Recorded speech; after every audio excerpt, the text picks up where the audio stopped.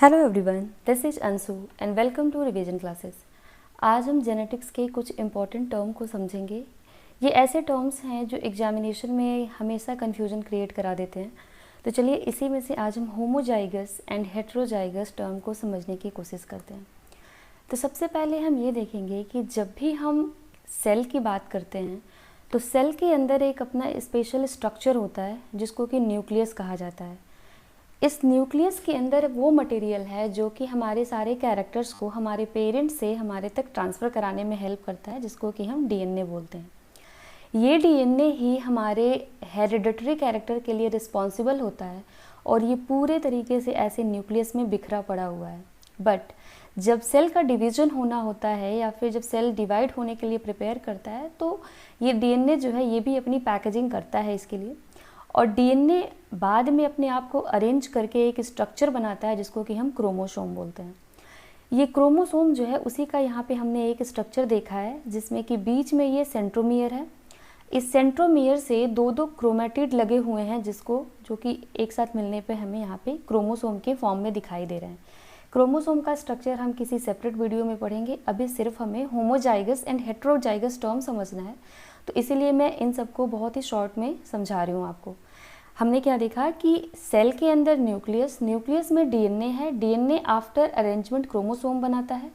ये जो क्रोमोसोम बने हैं इसके अंदर भी हमें कहीं ना कहीं ये डीएनए दिखाई दे रहा है कि ये डीएनए है इसके अंदर। अब अगर मैं इसमें से एक डीएनए बाहर निकालूं तो मुझे उसका ऐसा स्ट्रक्चर दिखाई देता है जिसको कि हम अपने मॉलिक्यूलर बायोलॉजी में पढ़ेंगे। डीएनए एंटी पैरेलल है, 3 प्राइम टू 5 प्राइम, सारी चीज़ों को वहाँ पर डिस्कस किया जाएगा।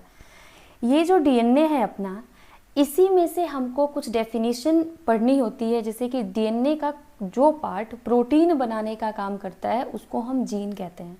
ये बहुत ही इम्पॉर्टेंट एक डेफिनेशन है क्योंकि कभी भी आपसे पूछा जा सकता है कि what do you mean by gene, तो आपको ये बताना होगा कि डीएनए का ऐसा सीक्वेंस जो प्रोटीन के बनाने में काम आता है उसी को हम जीन बोलते हैं। तो फिर से एक दिमाग में ये आएगा कि जो सीक्वेंस या जो पार्ट डीएनए का प्रोटीन नहीं बनाता उसको हम क्या बोलते हैं। तो जो प्रोटीन नहीं बनाएगा उसको आप बोलोगे कि वो नॉन कोडिंग पार्ट है, वो कोडिंग में पार्टिसिपेट नहीं कर रहा है, दैट इज़ वाई वो नॉन कोडिंग है। इसका एक और नाम होता है, नॉन कोडिंग को हम इंट्रॉन बोलते हैं, और जो कोडिंग पार्ट होता है जो कि आगे चल के प्रोटीन बनाएगा और खुद को एक्सप्रेस करेगा, दैट इज़ वाई उसको हम एक्सॉन बोलते हैं। तो एक्सॉन से याद रखिएगा कि एक्सॉन अपने आप को एक्सप्रेस करता है, तो उसी एक्सप्रेशन का एक्स हमने ले लिया है, तो एक्सॉन। इंट्रॉन नॉन कोडिंग है, प्रोटीन बनाने में हेल्प नहीं करेगा। तो यहाँ से हमें एक डेफिनेशन समझ में आई कि जीन क्या होते हैं। तो जीन वो सीक्वेंस हैं डीएनए के जो कि आगे चल के प्रोटीन बनाने की एबिलिटी रखते हैं। ठीक, अब हमें जीन तो समझ में आ गया। जब जीन की बात होती है तो कहीं ना कहीं एलील्स से रिलेटेड भी क्वेश्चंस पूछे जाते हैं, और एलील क्या है ये समझना बहुत ज़रूरी है। अगर हमें जीन आता है तो एलील को भी समझना पड़ेगा। अब यहाँ पे मैंने 3 बुलेट फॉर्म में इसके डेफिनेशन को रखा है, और आई थिंक कि इसके बाद से आपको कभी भी कन्फ्यूजन नहीं होगी इसमें। देखो एलील्स क्या होता है बेटा कि यहाँ पे देखो एक अपना ये क्रोमोसोम है, क्रोमोसोम के अंदर क्या पड़ा हुआ है, डीएनए पूरा है। अगर मैं यहाँ से डीएनए का कोई एक ये सेगमेंट उठा लूँ, फॉर एग्जांपल चलो मैं यहाँ से देखती हूँ, एक सेगमेंट ये है और एक सेगमेंट ये है, तो इसका एक पर्टिकुलर लोकेशन है ना, तो हम ये कह सकते हैं कि जीन के या फिर डीएनए का जो ये एक सेगमेंट है वो किसी ना किसी कैरेक्टर के लिए रिस्पॉन्सिबल होगा, क्योंकि हमें पता है कि जीन का काम होता है कि वो भी एक पर्टिकुलर कैरेक्टर के लिए रिस्पॉन्सिबल होता है। अब यहाँ पे मान लो मैंने एक कैरेक्टर उठाया कि आई कलर। कुछ लोगों का जो ये आई का कलर होता है वो ब्राउन होता है, किसी किसी का ब्लैक होता है। अब ऐश्वर्या राय का देख लिया जाए तो उनका ब्लू भी होता है। तो इसी तरीके से आई कलर जो अपना है वो एक कैरेक्टर है, और इस कैरेक्टर के लिए रिस्पॉन्सिबल होगा एक कोई ना कोई जीन। ठीक है बेटा, तो ये जो जीन है ये या तो आई कलर ये बना सकता है ब्लैक, और या तो ये बना सकता है ब्राउन, ब्लू भी बना सकता है। तो एक ही कैरेक्टर में हमें वेरिएशंस देखने को मिल रहे हैं कि एक कैरेक्टर जो अपना है उसमें वैरायटी हो सकती हैं, और इस वैरायटी के लिए जो रिस्पॉन्सिबल है उसी को हम एलील्स बोलते हैं। अब देखो यहाँ पे एलिल्स का डेफिनेशन हम कैसे निकालेंगे कि एलिल कुछ नहीं, एक डिफरेंट फॉर्म है जीन का, मतलब जीन का ही तो फॉर्म है, बस ये वैरायटी ऑफ कैरेक्टर शो करा रहा है हमको। तो allele different form of same gene, एक ही जीन के डिफरेंट फॉर्म होते हैं जो कि सेम प्लेस या सेम लोकस पे होते हैं। हमने यहाँ देखा है ना बेटा, ये लोकस ये सेम जगह पे है ना, तो वो क्या होते हैं कि सेम प्लेस या फिर सेम लोकस पे ही प्रेजेंट होते हैं different form of same gene. तो यहाँ पे ये सारे टर्म आपको याद करने हैं कि एलिल कुछ नहीं, एक ही जीन के डिफरेंट फॉर्म होते हैं जो कि सेम प्लेस या लोकस पे प्रेजेंट होते हैं और रिस्पॉन्सिबल होते हैं किसी भी कैरेक्टर में वेरिएशंस लाने के लिए। तो हम उनको ये बोल सकते हैं ना कि वो किसी भी कैरेक्टर का कॉन्ट्रास्ट कैरेक्टर भी शो कराते हैं। जैसे अगर मैं कलर की बात कर रही हूँ, आई कलर की, तो हमें दो वैरायटी देखने को मिली या फिर दो कंट्रास्ट कैरेक्टर देखने को मिला, या तो ये ब्लैक कलर का होगा या ब्राउन कलर का। तो हमने देखा कि यहाँ पे ये जो सेगमेंट था जीन का नहीं, क्रोमोसोम का, जो ये हमने डीएनए का सेगमेंट लिया था उसको मान लो हमने बी लेटर से डिनोट किया है और इधर वाले सेगमेंट को मैंने स्मॉल बी से डिनोट किया है। तो ये जो एक क्रोमेटिड है अपना, इधर अपना देखें हम, तो एक क्रोमेटिड ये होता है और एक क्रोमेटिड इधर वाला है। तो हर एक क्रोमेटिड पे जो प्रेजेंट है उसको हम एलील बोलेंगे। और जब हम क्रोमोसोम को लेंगे तो एक क्रोमोसोम पे जो दोनों एलील होते हैं वो मिलके अपना जीन बनाते हैं। तो अभी हमें जीन और एलील में डिफरेंस पता चल गया कि जीन हमारे जो दो एलील्स होते हैं उनसे मिलके अपना जीन बना हुआ है, बट एलील्स क्या होते हैं कि वो different form of same gene होते हैं जो कि सेम लोकस पे होंगे और कैरेक्टर्स में वेरिएशंस लाने के लिए वो होते हैं या फिर कंट्रास्ट कैरेक्टर को शो करेंगे। इनका लोकेशन कहाँ पे है बेटा, तो ये एक क्रोमेटिड पे एक एलील प्रेजेंट होता है, इसीलिए हम बोलते हैं कि हर एक क्रोमोसोम पे दो एलील प्रेजेंट होते हैं जो कि एक जीन बनाते हैं। समझ आ गया इतना? अब देखो, अभी मैंने यहाँ पे आई कलर लिया है, आप चाहो तो हेयर कलर भी ले सकते हो। अब हेयर कलर में मान लो किसी का हेयर ब्लैक कलर का है, किसी का ब्राउन कलर का है, तो अगर ये अपना एक क्रोमोसोम मैं बनाऊं तो अगर मैं बोलती हूँ ब्लैक कलर को मैं कैपिटल बी से डिनोट कर रही हूँ और ब्राउन कलर को बी से डिनोट कर रही हूँ, तो इस क्रोमोसोम में एक क्रोमेटिड पे एक एलील और दूसरे क्रोमेटिड पे एक एलील प्रेजेंट होगा। तो यहाँ पे मैं कर देती हूँ बी, यहाँ पे बी, या फिर इनका अरेंजमेंट कुछ ऐसे भी हो सकता है दोनों पे बी बी प्रेजेंट हो, या फिर इनका अरेंजमेंट कुछ ऐसे भी हो सकता है कि दोनों सेगमेंट पे अपने ब्राउन वाले जीन प्रेजेंट हों। तो एलील्स क्या है, समझ आ गया ना कि क्रोमेटिड पे उनका लोकेशन होता है और जब दो एलील मिलते हैं तो वो एक कैरेक्टर के कंट्रास्ट जो वेरिएशंस होंगे उनको डिनोट करते हैं या फिर उनको वो दिखाते हैं, और ये एक ही जीन के या एक ही जीन के डिफरेंट फॉर्म होते हैं। समझ आ गया इतना? चलिए अब हम समझते हैं होमोजाइगस और हेट्रोजाइगस क्या होते हैं। होमोजाइगस और हेट्रोजाइगस को समझने के लिए जीन और एलील का समझना बहुत ज़रूरी था, दैट इज़ वाई हमने पहले उसको डिस्कस किया। अब समझते हैं, जब भी हम बेटा डिप्लॉयड सेल की बात करते हैं, डिप्लॉयड का मतलब क्या होता है, जहाँ पे भी 2n की बात हो रही है कि जहाँ पे क्रोमोसोम हमको सेट में मिलते हैं, दो सेट ऑफ क्रोमोसोम जहाँ भी होंगे उसको हम बोलेंगे डिप्लॉयड सेल। अब चलिए हम एग्जाम्पल लिए हैं यहाँ पे ह्यूमन सेल का। अगर ह्यूमन की बात करें तो इसके हर एक सेल में कितने क्रोमोसोम होते हैं, टोटल क्रोमोसोम अपने होते हैं 46। ये जो 46 नंबर के क्रोमोसोम हैं उनको हम 23 पेयर में देख लेते हैं। 23 पेयर है ना, इट मीन्स 23 पेयर या फिर 23 सेट ऑफ क्रोमोसोम प्रेजेंट होते हैं ह्यूमंस में। यहाँ पे उनका कैरियोटाइपिंग दिखाया गया है कि हर एक जोड़े में 23 जगह अपने क्रोमोसोम दिखाई दे रहे हैं। अब होमोजाइगस और हेट्रोजाइगस को समझने के लिए मैं किसी भी एक क्रोमोसोम के सेट को बाहर निकालती हूँ। ठीक, समझो मैं इसको निकाल रही हूँ, आप चाहो तो किसी भी क्रोमोसोम के सेट को बाहर निकालोगे, उसमें आपको ये कैरेक्टर्स मिल जाएंगे। यहाँ पे मैंने इनको बाहर निकाला है। अब इसका एक मैंने ऐसे स्ट्रक्चर अगर बनाया है तो यहाँ पे भी दो सेगमेंट होंगे हर एक क्रोमेटिड पे, और उन सेगमेंट पे जो भी लेटर हम रखे थे उन्हीं को हम बोले थे एलील। अब समझो हमें हाइट का जीन देखना है कि हाइट का जीन क्या होता है। कुछ लोग लंबे होते हैं, कुछ लोग क्या होते हैं, ड्वार्फ होते हैं, शॉर्ट हाइट होती है उनकी। तो समझो कि हम हाइट का जीन देख रहे हैं जिसको कि हमने इस जीन को टी लेटर से डिनोट किया है।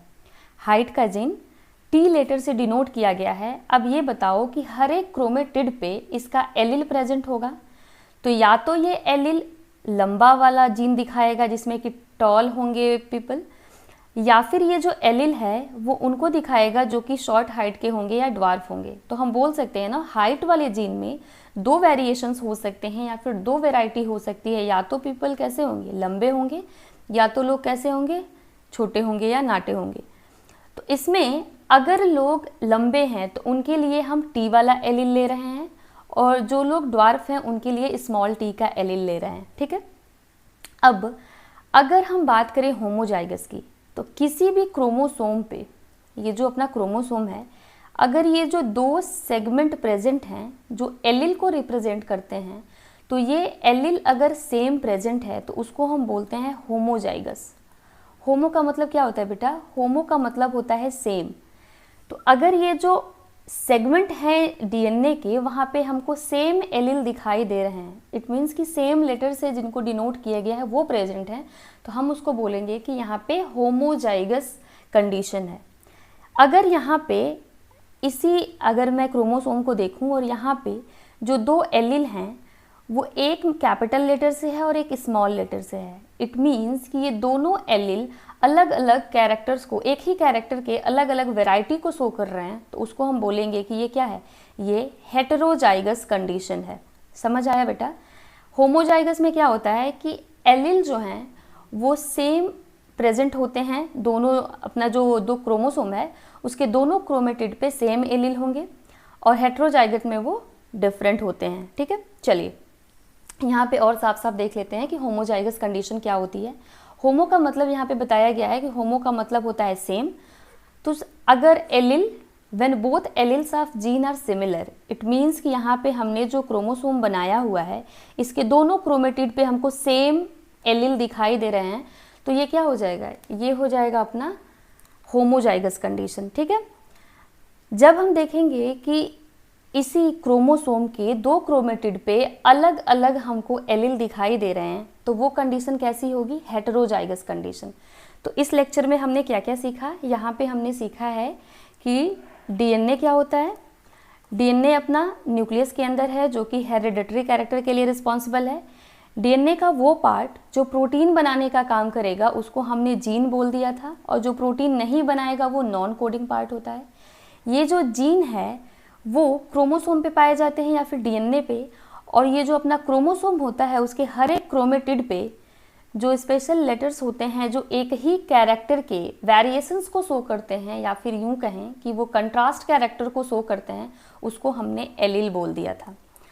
यहाँ से हमने जब एलिल को समझा तो ये समझा कि ये एलिल के वजह से दो तरीके की कंडीशन हो सकती है, एक होमोजाइगस और एक हेटेरोजाइगस। अगर हमारे जो एलिल हैं वो दोनों क्रोमोसोम पे जो प्रेजेंट हैं वो सेम टाइप के हैं तो होमोजाइगस कंडीशन होगा। अगर हमारे एलिल डिफरेंट टाइप के प्रेजेंट हैं तो उस समय अपना हेटेरोजाइगस कंडीशन होता है। तो ये सारी की सारी चीज़ें हैं होमोजाइगस और हेटेरोजाइगस के बारे में। ठीक है। अब चलते हैं, हम देखते हैं अब ये सारी की सारी कंडीशन। अब यहीं से हमें दो और टर्म समझने होते हैं, एक होता है डोमिनेंट और एक होता है रेसेसिव। इसको भी समझ जाते हैं। मान लो ये अपना एलिल है, एक एलिल ये है और एक ये एलिल ये है, और एक अपना ये है। ये कौन सा कंडीशन है बेटा, ये है होमोजाइगस कंडीशन। क्यों बोला है हमने होमोजाइगस, क्योंकि ये होमोजाइगस इसलिए है क्योंकि दोनों एलिल सेम हैं। यहाँ पे भी दोनों एलिल सेम है, ये भी अपना कौन सा कंडीशन होगा, होमोजाइगस कंडीशन होगा, क्योंकि एलिल इसमें भी सेम है। यहाँ पे हमने देखा कि एक एलिल तो कैपिटल टी है और दूसरा क्या है, स्मॉल टी है, तो इसको क्या बोलोगे, ये है हेटेरोजाइगस कंडीशन। दो अलग अलग एलिल प्रेजेंट हैं, दैट इज़ वाई हमने इनको बोला है कि ये हेटेरोजाइगस कंडीशन में प्रेजेंट है। ठीक है। अब चलिए हम यहाँ से समझते हैं कि क्या होता है डोमिनेंट और क्या होता है रेसेसिव। अगर एलिल्स अपने आप को एक्सप्रेस करें, एलिल जो भी हैं वो अपने आप को एक्सप्रेस करता है बोथ कंडीशन में, चाहे वो होमोजाइगस में हो या फिर वो हेटेरोजाइगस में हो, irrespective of condition hetero and homo, ये दोनों ही कंडीशन में अगर अपने आप को एक्सप्रेस करे तो वो होगा डोमिनेंट कैरेक्टर। जैसे मान लो अगर हमारे पास टी है, कैपिटल टी और एक है हमारे पास capital T and small T, इन दोनों ही केस में अगर हमें टाल प्लांट देखने को मिलते हैं, लंबे प्लांट, तो हम बोलेंगे कि ये जो टी वाला जीन है जो कि हाइट के लंबा होने के लिए रिस्पॉन्सिबल है, वो डोमिनेंट है ओवर स्मॉल टी, क्योंकि स्मॉल टी से अपने क्या होते हैं, स्मॉल टी से अपने ड्वार्फ प्लांट होते हैं। मगर यहाँ पे भले ही एक स्मॉल टी है, स्टिल हमने एक कैपिटल टी होने की वजह से इसमें देखा कि सारे के सारे प्लांट अपने लंबे हो रहे हैं, तो हम बोल सकते हैं कि ये एक डोमिनेंट कैरेक्टर है। कौन सा? Capital T. तो डोमिनेंट होने के लिए क्या शर्त है कि उसको होमोजाइगस और हेटेरोजाइगस दोनों ही कंडीशन में अपने आप को एक्सप्रेस करना होता है। अब अगर हम बात करें रेसेसिव की, तो रेसेसिव क्या होता है? रेसेसिव में सिर्फ और सिर्फ एक्सप्रेशन होगा तभी जब होमोजाइगस कंडीशन है। होमोजाइगस कंडीशन में ही सिर्फ वो अपने आप को क्या करेगा? एक्सप्रेस करेगा। जैसे अगर हम देखें ये टी और ये टी, जब ये दोनों ही स्मॉल टी रहेंगे तभी हमारा प्लांट कैसा होगा? ड्वार्फ होगा। अदरवाइज एक भी अगर हमको कैपिटल टी दिख गया तो वो क्या कर देगा? वो इसको टाल प्लांट में कर देगा। तो हमको समझ आ गया यहीं से कि डोमिनेंट जीन या फिर डोमिनेंट कैरेक्टर को शो करने वाला जो एलील होता है वो होमोजाइगस और हेटेरोजाइगस दोनों ही कंडीशन में अपने आप को एक्सप्रेस करता है। और रेसेसिव एलील्स या रेसेसिव वो होते हैं जो कि सिर्फ और सिर्फ होमोजाइगस कंडीशन में ही अपने आप को एक्सप्रेस करेंगे। तो ये था पूरा होमोजाइगस और हेटेरोजाइगस के बारे में। ऐसे ही और भी वीडियोस के लिए आप चैनल को सब्सक्राइब करिए एंड लाइक करिए। Thank you for watching.